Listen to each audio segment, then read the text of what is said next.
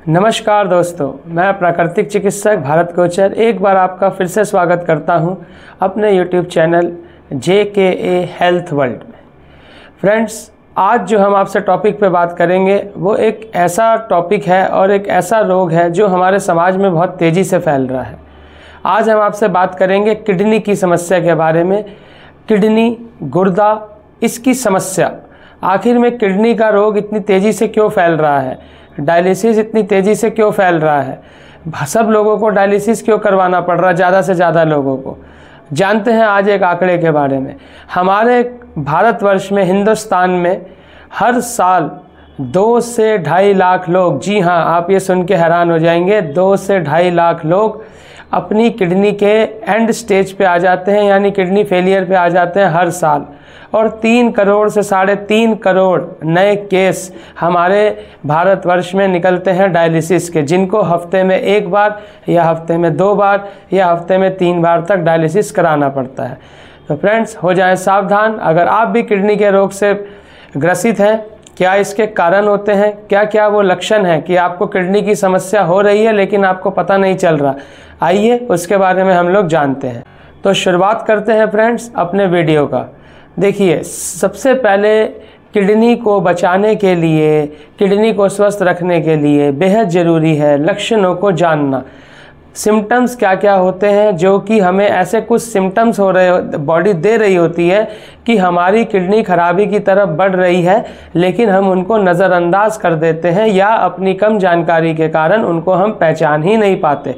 तो सबसे पहला संकेत, जब आप यूरिन करने जाते हैं, चाहे मेल हो चाहे फीमेल हो, चाहे पुरुष हो चाहे स्त्री हो, जब आप पेशाब करने जाते हैं सुबह, तो एक बार ज़रूर नोट करें, क्या आपके पेशाब के समय जहां आपने किया है पॉट में, क्या उस यूरिन में झाग तो इकट्ठी नहीं हो रही, क्या उस पेशाब का रंग वायलेट तो नहीं हो रहा है। अगर ऐसा हो रहा है, उसमें झाग इकट्ठी हो रही है, तो आप सावधान हो जाएं। हो सकता है ये हमारी किडनी एक संकेत दे रही है कि आप थोड़े से सावधान हो जाएं, यह किडनी की समस्या का रूप ले सकता है। दूसरा कारण, दूसरा सिम्टम जो होता है, सबसे इम्पॉर्टेंट सिम्टम, आपको थकान बहुत ज़्यादा आने लगेगी। आप 10 सीढ़ियाँ चढ़ेंगे, 12 सीढ़ियाँ चढ़ेंगे, शरीर थक जाएगा। 10 कदम चलेंगे, 12 कदम चलेंगे, तो आपका शरीर थकावट सा आपको फील होने लगेगी। यह इसका दूसरा लक्षण होता है। तीसरा लक्षण, आपके शरीर में स्वेलिंग आना, और स्वेलिंग का मतलब सूजन। सूजन भी कहाँ आना, खासकर पैरों पे। जी हाँ दोस्तों, अगर आपके पैरों पे स्वेलिंग आ रही है तो आप इस चीज़ को समझ जाएं कि यह एक लक्षण हो सकता है कि हमारी किडनी में कुछ खराब चल रहा है या किडनी खराबी की ओर बढ़ रही है। चौथा लक्षण, ये भी बहुत इंपॉर्टेंट लक्षण है, बिल्कुल भी नींद ना आना, और हर समय आपको ऐसा लगेगा कि कोई ना कोई चीज़ आपको परेशान कर रही है। आपका बीपी हर समय बढ़ते रहना, हाई बीपी, ये भी एक बहुत इंपॉर्टेंट लक्षण है। अगर आपका ब्लड प्रेशर कंटिन्यू बढ़ता जा रहा है तो सावधान हो जाइए, ये भी एक किडनी खराबी की ओर आपको सावधान करने के लिए एक बहुत इंपॉर्टेंट लक्षण है। तीसरा, शुगर बहुत ज़्यादा बढ़ना। अगर आपका शुगर बहुत ज़्यादा बढ़ता है तो यह भी आपकी किडनी खराबी का एक कारण हो सकता है, यह भी एक संकेत हो सकता है कि आपकी किडनी खराबी की ओर बढ़ रही है। ये कुछ 5-6 कारण मैंने आपको बताए। वॉमिटिंग आना बार बार, ये भी एक कारण हो सकता है। अब दोस्तों बात करते हैं बहुत ही इम्पोर्टेंट टॉपिक पे कि अगर हमें ये जांचना है कि हमारी किडनी में कुछ समस्या आ रही है या नहीं आ रही, इसको हम कैसे जांच पाएंगे। अक्सर आम लोगों को पता है KFT, डॉक्टर लिख के देता है किडनी फंक्शन टेस्ट। आप एक किडनी फंक्शन टेस्ट तो करवा ही सकते हैं, जिसके अंदर sodium, potassium, urea, creatinine, chloride, calcium, phosphorus level आते हैं। लेकिन इसके साथ एक टेस्ट को और नोट कर लीजिए, GFR, ग्लोबुलर फिल्ट्रेशन रेट। यह टेस्ट भी कराना बहुत ज़रूरी है। यह टेस्ट ये बताता है कि हमारी किडनी का फिल्ट्रेशन रेट कितना है। एक आप KFT करवा सकते हैं, उसमें आपके सारे लेवल आ जाएंगे, creatinine, urea, phosphorus, sodium, chloride, potassium, calcium सब आ जाएगा। साथ में GFR भी करवाएं। GFR 90 से लेकर 120 तक GFR नॉर्मल माना जाता है कि आपकी किडनी नॉर्मल फंक्शन कर रही है। अब ये तो आपको बता दिया किडनी के टेस्ट के बारे में कि अपनी किडनी को कैसे जानें कि आपकी किडनी सही चल रही है, ख़राब चल रही है, कितनी ख़राब चल रही है। KFT और GFR सबसे बेसिक टेस्ट कराएं। अब हम अगली चीज़ पे चलते हैं, अगली बात आपको बताते हैं। अगली बात क्या है फ्रेंड्स, अगर हमें अपनी किडनी को सुरक्षित रखना है, सबसे इम्पॉर्टेंट काम, 2 चीज़ पे खास ध्यान दें, इसको बहुत गौर से सुनिएगा। सोडियम का कम इस्तेमाल करें, यानी हल्का मिर्च मसाला खाएं, नमक हल्का खाएं और मीठे का कम इस्तेमाल करें, यानी शुगर, चीनी कम उपयोग करें। तीसरी चीज़, फ्राइड खाना कम खाएं। जब आप फ्राइड खाना कम खाएंगे तो आपकी किडनी को और लीवर को काम कम करना पड़ेगा।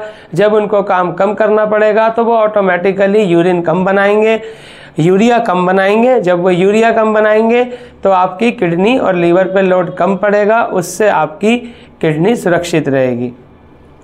चौथी चीज़, देर रात बिल्कुल भी ना खाएं। कोशिश करें 7 साढ़े 7 बजे तक अपना रात का खाना खा के ख़त्म कर दें। हल्का खाना खाएं, तला हुआ ना खाएं, बहुत सावधान रहें, एक्सरसाइज करें और फ्रूट सैलेड ज़्यादा खाएं। सॉफ्ट ड्रिंक्स ना पिएं, कोल्ड ड्रिंक्स ना पिएं, सोडा ना पिएं और आर्टिफिशियल जूसेस भी ना पिएं। अब गर्मी का मौसम है तो आप लोगों को कोशिश करनी चाहिए, पुराने ज़माने में जो हम लोगों के दादा दादी, नाना नानी, मम्मी पापा हमको पिलाते थे, घर में ही नींबू और शिकंजी पी लें, घर में ही नींबू और नींबू पानी पी लें। इन सब बातों का ध्यान रखेंगे तो आपकी किडनी बेहद सुरक्षित रहेगी। और मांस, मछली, नॉनवेज आइटम्स भी कम खाएं। जब नॉनवेज आइटम्स कम खाते हैं तो किडनी को काम कम करना पड़ता है। और अगर किडनी को और सुरक्षित रखना है तो कोशिश करके लो प्रोटीन डाइट लेने की कोशिश करें, इससे आपकी किडनी सुरक्षित रहेगी। अब एक बहुत इंपॉर्टेंट बात आपको बताते हैं। आपको पता है दोस्तों, अगर किसी का हफ्ते में 3 बार डायलिसिस होता है तो उस व्यक्ति की एवरेज उम्र 1 से 1.5 साल आती है। अगर किसी का डायलिसिस हफ्ते में 2 बार होता है तो उस व्यक्ति की एवरेज उम्र 4 से 5 साल आती है। अगर किसी का व्यक्ति का डायलिसिस हफ्ते में 1 बार होता है तो उस व्यक्ति की उम्र 30 से 40 साल की होती है। ये ऐसा इसलिए हो रहा है क्योंकि डायलिसिस हमारे अभी इंडिया में इस तरीके से इस टाइप की मशीन्स हैं, जब डायलिसिस होता है जो हमारी बॉडी को प्रोटीन, विटामिन, मिनरल्स की ज़रूरत होती है, जो हमारा वेस्ट मटेरियल होता है, उसके साथ जब डायलिसिस हो रहा होता है ये मटेरियल्स भी हमारे बाहर निकल जाते हैं। एसेंशियल जो न्यूट्रिएंट्स होते हैं बॉडी के लिए वो भी बाहर निकल जाते हैं। इसलिए हमको डायलिसिस से बचना है और कोशिश करनी है कि हम डायलिसिस तक कभी पहुँचे ही नहीं। अब अगर किसी को किडनी की समस्या हो गई है, किडनी फेलियर का उसको लग रहा है कि किडनी फेलियर हो सकती है, बहुत जगह से इलाज कराया है लेकिन क्रिएटिनिन लेवल कम नहीं हो रहे, यूरिया लेवल कम नहीं हो रहे, तो आप बिल्कुल परेशान ना हो। उसी के लिए हम लोग आपके लिए हैं जन कल्याण औषधि केंद्र। आप हमारे दिए गए नंबरों पर संपर्क कीजिएगा। यहाँ आपको किडनी के लिए प्रॉपर एक डाइट प्लान दिया जाएगा और हमारे पास जड़ी बूटियों द्वारा तैयार ऐसी औषधियाँ हैं जो कि आपकी किडनी का क्रिएटिनिन लेवल और आपकी किडनी में urea level, potassium level, sodium level हर चीज़ को मैनेज करती है, बिल्कुल कंट्रोल में लाती है। तो आप बिल्कुल भी परेशान ना हो। यदि आप किडनी की प्रॉब्लम से आपको किडनी की प्रॉब्लम हो रही है तो आपको बिल्कुल भी परेशान नहीं होना। आप हमारे सेंटर जन कल्याण औषधि केंद्र में, इसमें नंबर दिया जाएगा, संपर्क करें। यहाँ आपकी पूरी हेल्प की जाएगी और आपकी किडनी फेलियर होने से बचाया जाएगा। तो फ्रेंड्स, आज आपसे हमने बात करी किडनी के बारे में, गुर्दे के बारे में। बहुत ही इम्पॉर्टेंट अंग है। ज़्यादा फाइबर वाली डाइट लीजिए, लो प्रोटीन वाली डाइट लीजिए, कम नमक खाइए, कम मीठा खाइए और अपने स्वस्थ शरीर को और किडनी को स्वस्थ रखिए। अपना KFT और GFR को ज़रूर चेक कराते रहें, बिल्कुल परेशान नहीं होना। अगर स्वस्थ रहेंगे, हेल्दी रहेंगे तो ही वेल्थ का फ़ायदा है। पैसा तो इंसान एक बार अपने पास कहीं ना कहीं से इकट्ठा कर लेगा। अगर हमारे शरीर का कोई अंग खराब हो गया तो वो हम इकट्ठा नहीं कर सकते। तो हमको खुश रहना है, एक्सरसाइज करनी है और अच्छी डाइट लेनी है, जिससे कि हमारा शरीर स्वस्थ रहे। तो मिलते हैं आपसे बहुत जल्द अपनी अगली वीडियो में। JKA हेल्थ वर्ल्ड से जुड़े रहिए और हमारे साथ नए नए रोगों के बारे में, उनके निदान के बारे में जानते रहें।